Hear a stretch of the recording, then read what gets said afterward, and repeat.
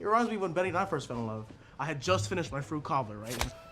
You're a very difficult person to contact, Spider-Man. Today, we're going to quickly talk about, well, the biggest thing that's going on in Marvel and Sony news right now, and that's Spider-Man. And you guys have probably been beat to death on this topic. So let me catch you up really quick before we go into the newest theories and leaks on whether or not Spider-Man will ever find a home in the MCU. So if you fast forward, get through everything, you probably already know Spider-Man Far From Home was the last Spider-Man film in the MCU or on the Marvel contract. So now Sony has full rights. Well, it was apparently going to be some kind of deal worked out, but they couldn't get the percentages right. Disney didn't agree with the percentages. All that doesn't matter. The point is, supposedly the door was shut and Spider-Man, Tom Holland's Spider-Man, was going to reside with Sony, which means a whole new universe. Spider-Man, Venom, Carnage, Sinister Six, things like that, which of course, a ton of people were very upset about, especially Marvel fans that liked him at home in the MCU. Then we got news that the deal actually wasn't completely dead, and now they were negotiating new percentages, but they said that Sony wanted Spider-Man back in the MCU, but they also wanted Venom to come too, so they could get a cut, a piece of that huge golden Marvel MCU pie.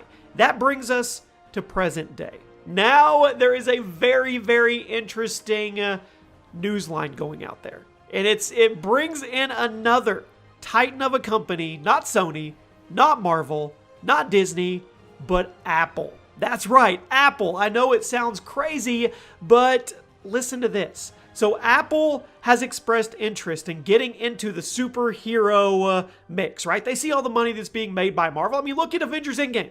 $2.7 billion, people, okay? And they want a piece of that pie. Well, how do you get a piece of that pie?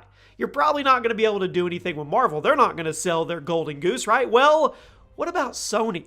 What about buying Sony outright, which Apple could do no problem, and then they get their feet wet. They get in on the new DC Extended Universe that's coming, the new Shazam movies, Black Adam, all that good stuff, right? But here's the kicker.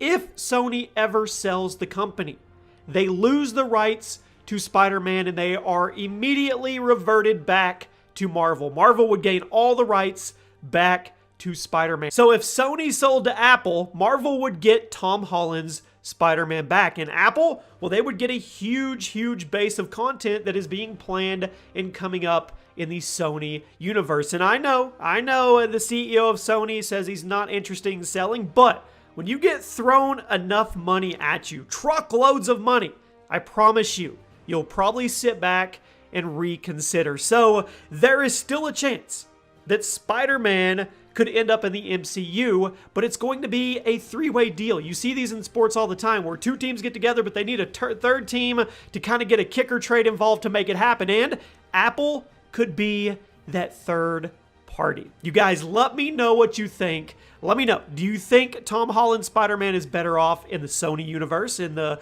DC Extended Universe with Venom and Carnage and Sinister Six?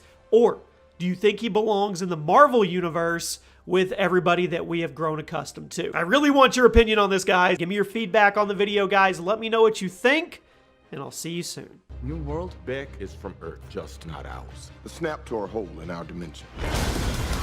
You're saying there's a multiverse?